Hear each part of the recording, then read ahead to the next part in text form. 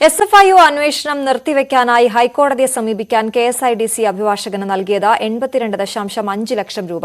വീണ വിജയനിലേക്ക് അന്വേഷണം എത്താതിരിക്കാനാണ് ഇത്തരത്തിലൊരു നീക്കമെന്ന ആരോപണം ശക്തമാണ്. ജനങ്ങളുടെ നികുതി പണത്തിന്റെ അങ്ങേയറ്റത്തെ ദുർവിനിയോഗമാണിതെന്നാണ് വിവരാവകാശ രേഖകളിലൂടെ ലഭിച്ച മറുപടിയിൽ നിന്നും വ്യക്തമാകുന്നത്. വിവരാവകാശ പ്രവർത്തകൻ MK ഹരിദാസ് നൽകിയ ചോദ്യത്തിനുള്ള മറുപടിയായാണ് KSIDC അഭിഭാഷകന് നൽകിയ പ്രതിഫലത്തിന്റെ കണക്കുകൾ പുറത്തുവന്നത്.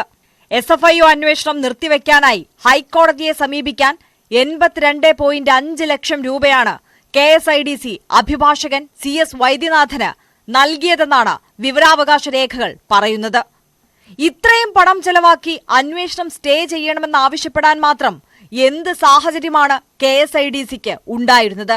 സത്യത്തിൽ വീണ വിജയനിലേക്ക് അന്വേഷണം എത്തിപ്പെടാതിരിക്കാൻ വേണ്ടിയിട്ട് സംസ്ഥാനത്തിലെ നികുതിദായകർ നൽകിയ പണം കൊണ്ടുണ്ടാക്കിയ ഒരു പൊതുമേഖലാ സ്ഥാപനമാണ് KSIDC.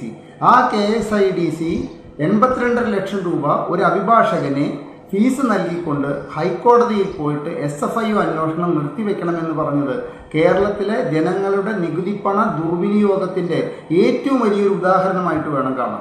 ജനങ്ങളുടെ നികുതിപ്പണം കൊണ്ട് കെട്ടിപ്പടുത്ത KSIDC മുഖ്യമന്ത്രിയുടെ മകൾ വീണ വിജയനിലേക്ക് അന്വേഷണം എത്താതിരിക്കാൻ മുൻകൈയെടുക്കേണ്ട സാഹചര്യം എന്താണെന്നാണ് MK ഹരിദാസിന്റെ ചോദ്യം.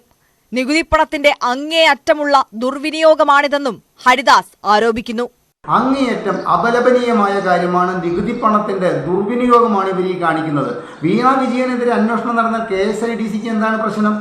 മുഖ്യമന്ത്രിയുടെ അധികാരത്തണലിൽ മകൾ നടത്തിയ ദുരൂഹ പണമിടപാടിന്റെ വിവരങ്ങൾ പുറത്താകാതിരിക്കാനാണ് KSIDC ഈ നീക്കം നടത്തിയതെന്നാണ് ആരോപണം.